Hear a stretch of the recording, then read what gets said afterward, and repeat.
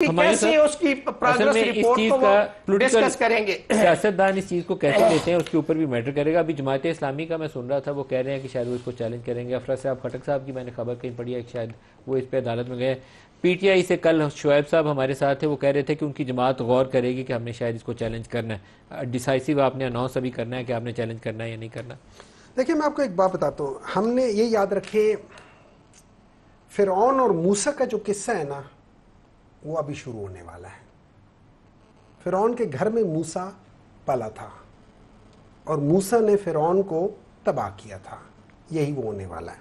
मुझे जो असल अफसोस है ना इस मुल्क के साथ जो जुल्म हुआ है, देखिए आपकी इस मिसाल की मैं वजाहत भी नहीं पूछ सकता। मैं बता देता हूँ।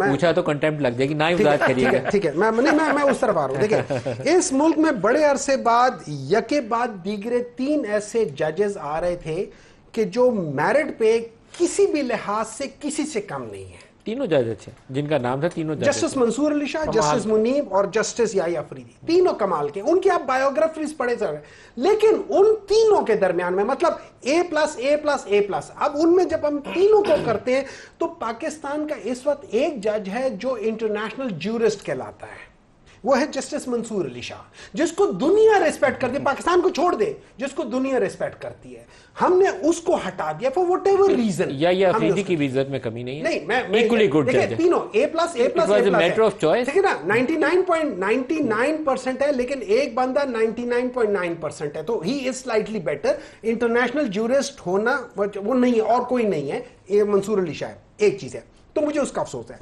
लेकिन देखिए आपको पता है पाकिस्तान में 1996 के बाद से एक बात चलनी शुरू हुई थी कि जैसे जस्टिस मुनीर थे, जैसे जस्टिस नसीम हसन शाह थे, होना ऐसे चाहिए जुडिशरी के वो पॉलिटिशियंस की इन्वॉल्वमेंट से बाहर हो। जैसे आपने कहा ना एग्जीक्यूटिव्स के अंडर ना हो, एग्जीक्यूटिव से इंडिपेंडेंट हो, जिसको हम कहते हैं segregation of powers. Segregation of powers means इख्तियारात की तकसीम है, अलग-अलग अदलिया का अलग है, इंतजामिया का अलग पावर्स, मुझे आप ना कंट्रोल करें। अब वो चीज आई थी, ये 18th अमेंडमेंट में 2010 में भी ये बात चली थी, जिसको अगर आप मार्च 2010 का अगर आप एक इंटरव्यू तलत साहब के और इमरान खान की देख लें, इसी पॉइंट में इमरान खान का यही पॉइंट था कि आप कैसे उन जजेस को एग्जीक्यूटिव के अंदर ला सकते हैं कि जो वो कर ले। ये चीज इन प्रिंसिपल डेमोक्रेसी के खिलाफ है, इन प्रिंसिपल। अच्छा, इस चीज को आपने खत्म करना है। अब बात क्या होगी, हो गई है ये केस, पीटीआई करे ना करे, मैं कर दूं आप कर दे, ये चैलेंज हो जाएगा। अब चैलेंज हो जाएगा तो उसका एक ही हल होगा, और वो हल मेरे लिहाज से भी यही है कि वो हल ये होगा कि वो जाएगा फुल कोर्ट। और जैसे अभी बिलावल भुट्टो ने कहा हुआ है कि अगर जस्टिस काजी फाइज ईसा साहब ना होते तो हमसे ये काम ना होता। इसका मतलब है जस्टिस काजी फाइज ईसा साहब with all due respect was politically involved